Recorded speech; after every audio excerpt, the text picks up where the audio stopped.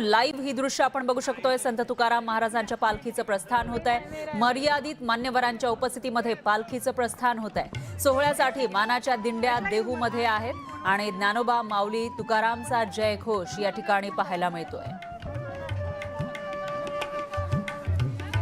आणि इथं आपल्याला उपमुख्यमंत्री सुनेत्रा पवारही दिसून येत आहेत। संत तुकारामांच्या पालखीचं प्रस्थान होत आहे आणि त्यावेळची ही दृश्य मोठ्या संख्येने वारकरी इथं उपस्थित आहेत आणि राज्याच्या उपमुख्यमंत्री सुनेत्रा पवार या सुद्धा आपल्याला देहू नगरीमध्ये दिसून येत आहेत। त्याची ही थेट दृश्य आपण न्यूज 18 मराठीच्या माध्यमातून बघत आहोत।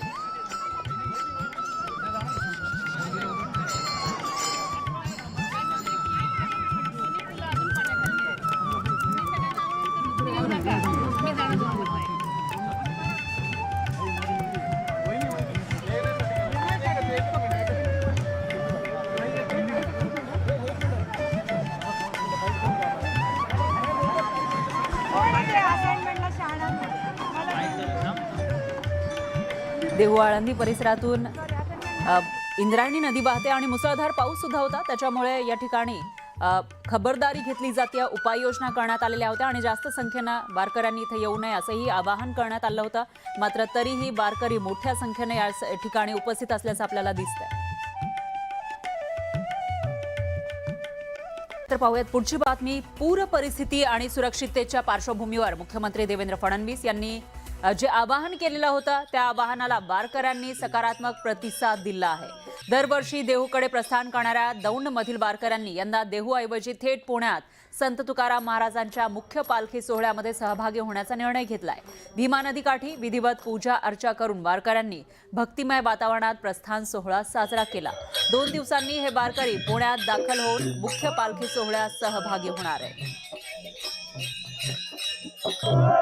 मुख्यमंत्री आणि प्रशासनाने केलेल्या विनंतीनंतर वारकऱ्यांनी दौंडमधील वारकऱ्यांनी जी 139 क्रमांकाची दिंडी आहे त्या क्रमांकाच्या दिंडीने दौंडमधून न जाता देहूमध्ये न जाता थेट आता ते पुण्यामध्ये जाणार आहेत आणि दरवर्षीप्रमाणे भीमा नदी काठी त्यांची विधिवत पूजा होते आणि पूजा झाल्यानंतर ते या ठिकाणाहून प्रस्थान करत असतात आणि त्यांचा उत्साह जो आहे तो या ठिकाणी आपल्याला पाहायला मिळतोय। अतिशय देहूकडे हे सगळे वारकरी जे आहे ते जाणार होते। दरवर्षी या ठिकाणी हे वारकरी जात असतात, मात्र आता या वर्षी जो पाऊस आहे आणि पावसामुळे वारकऱ्यांना त्या ठिकाणी सतर्कतेचा इशारा देण्यात आलेला आहे। त्यानंतरच आता हे वारकरी जे आहेत ते दौंडमधून 2 दिवसांनी प्रस्थान करणार आहेत। माऊली, काय सांगाल या सगळ्यामध्ये? आता तुम्ही वारकरी आहात तर कशा पद्धतीचा तुमचा आजचा दिवस असणार आहे? आजचा दिवस आमचं प्रस्थान इथून होत असतं आणि इथून आम्ही देहूला जात असतो, परंतु देहूला न जाता पुण्यात डायरेक्ट मुख्यमंत्र्यांनी आवाहन केल्याप्रमाणे आमची दिंडी पुण्यामध्ये जाईल। तोपर्यंत 2 दिवस आमचा इथंच मुक्काम राहील दौंडमध्ये। फक्त प्रस्थान करून आम्ही आज इथंच थांबणार आहोत। दरवर्षीप्रमाणे तुमचं कसं नियोजन असतं ना? आज कशा प्रकारे? दरवर्षी आम्ही इथून प्रस्थान करतो, दुपारची पंगत झाली की देहूला जातो मुक्कामाला आणि देहूवरून जगद्गुरू तुकाराम महाराजांच्या पालखीबरोबर मग आम्ही तिथं मिक्स होऊन पुढे येत असतो। परंतु यंदा आता पूरस्थिती आहे, पाणी आहे, पाऊस आहे आणि मुख्यमंत्र्यांनी केलेल्या आवाहनानुसार आम्ही असा निर्णय घेतला की 2 दिवस दौंडमध्येच थांबायचं, डायरेक्ट पुण्यामध्ये पालखी आली की पुण्यामध्ये मुक्कामाला जायचं। तोच उत्साह दिसतोय तुमच्यामध्ये आणि या सगळ्यामध्ये तुमचं कसं नियोजन असतं? कशा पद्धतीने तुम्ही या सगळ्यात? आता जेव्हा आम्ही इथनं दौंडमधनं जेव्हा आमचं इथनं प्रस्थान होतं, जेव्हा आम्ही देहूला जातो त्या टायमाला आता आम्ही मग तिथनं आम्ही देहून आम्ही निघतो, तिथनं आकुर्डीतनं पुन्हा। पण ह्या वर्षी कसं मुख्यमंत्र्यांनी जसा नियोजन केलेलं आहे त्या पद्धतीने आम्ही त्यांच्या शब्दावर आम्ही इथनं 9 तारखेला आम्ही सकाळी 6 वाजता आणणार, डायरेक्ट मुक्कामी आम्ही पुण्यामध्ये जाणार। देहूच्या दिशेने न जाता दौंडमध्ये थांबणार आहे आणि पुणे शहरात ही दिंडी आल्यानंतर ही वारी जी आहे ती त्या ठिकाणी सामील होणार आहे आणि तिथून जो पंढरपूरच्या दिशेने जो पायी सोहळा आहे तो पायी सोहळा ते पायी या ठिकाणी त्या पंढरपूरमध्ये जाणार आहेत। त्यामुळे मुख्यमंत्र्यांनी केलेल्या आव्हानानंतर वारकऱ्यांनी दौंडमधील वारकऱ्यांनी त्यांना प्रतिसाद दिलेला आपल्याला पाहायला मिळतोय। Camera person Deepak Sonsar, Sumit Sonone, news 18 Marathi, Daund.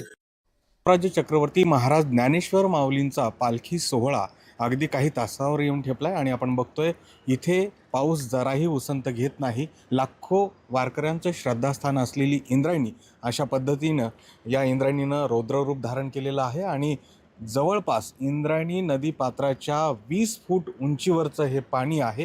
हे सगळे एरियल दृश्य आपल्याला बघायला मिळत आहेत आणि पलीकडच्या बाजूला आपण बघतोय ज्ञानेश्वर माऊलींचं संजीवन समाधी मंदिर आहे आणि त्या मंदिरात जेव्हा पालखी प्रस्थान ठेवते तेव्हा पालखीचं मंदिर प्रदक्षिण होते, त्यानंतर नगर प्रदक्षिणा होते आणि त्यानंतर ह्याच पुलावरनं माऊलींचा पालखी सोहळा जो आहे तो पंढरपूरकडे प्रस्थान ठेवतो. मात्र आपण बघतोय पुलाची अवस्था किती वाईट झालेली आहे. या पुलावरचं पाणी जरी ओसरलं तरीही हा पूल रहदारीसाठी योग्य आहे का हे अद्यापही कळू न शकल्याने मंदिर प्रशासन आणि जिल्हा प्रशासन पालखी सोहळा हा दुसऱ्या मार्गाने मार्गस्थ करण्याच्या विचाराधीन असल्याची माहिती मिळते. मात्र तत्पूर्वी आपण या इंद्रायणीचं हे रौद्र रूप बघतो आहोत, जे की इंद्रायणी नदीच्या पात्रातनं पाणी मोठ्या प्रमाणात वाहतं आहे. पाऊस उसंत घेत नाही आणि धरण क्षेत्रामध्ये मात्र मोठ्या प्रमाणात पाऊस कोसळत असल्याने इंद्रायणीला हा महापूर आलाय. जवळपास 50 वर्षात पहिल्यांदाच या इंद्रायणीनं असं महारौद्र रूप धारण केलंय. या इंद्रायणीच्या पात्रातूनच खरं तर दर्शनबारी आहे, मात्र ती देखील अशा पद्धतीने पाण्यामध्ये आहे आणि त्यामुळं एकूणच जे पालखी प्रस्थान सोहळ्याचं नियोजन आहे ते कोलमडलेलं दिसतं आहे.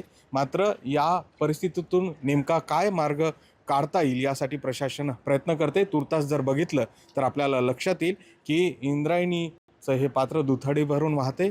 इंद्रायणीने धोक्याची पातळी ओलांडलेली आहे आणि जवळपास 20 फुटापेक्षा अधिक उंचीचं पाणी हे पात्राच्या पुलाच्या वरनं वाहत असल्यामुळं हे पाणी ओसरल्यानंतर पूल रहदारीसाठी खुला केला जाईल का आणि जो पालखी सोहळा आहे तो निर्विघ्नपणे मार्गस्थ होईल का याकडे सगळ्यांचं लक्ष लागलं आहे.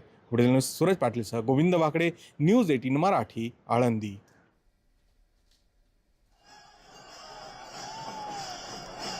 पालखी प्रस्थान सोहळा सुरू झाला आहे आणि ही दृश्य आपण बघू शकतो. तुकाराम महाराजांच्या देहू नगरीतून लाईव्ह दृश्य आपल्याकडे आहे.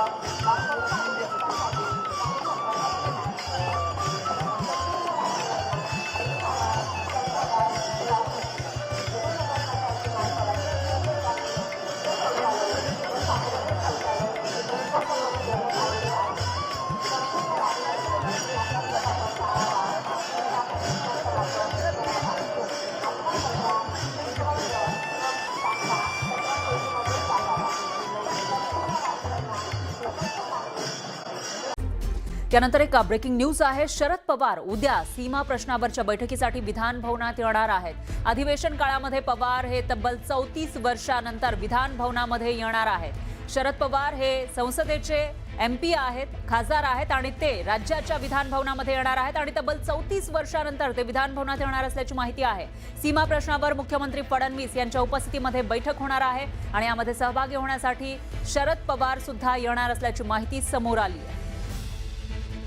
शरद पवार एक मोठे नेते, ज्येष्ठ राजकारणी आणि महाराष्ट्राचे मुख्यमंत्री सुद्धा राहिलेले आहेत आणि सध्या ते MP आहेत, खासदार आहेत. मात्र विधान भवनामध्ये सीमा प्रश्नावरच्या बैठकीसाठी ते येणार असल्याची माहिती आहे.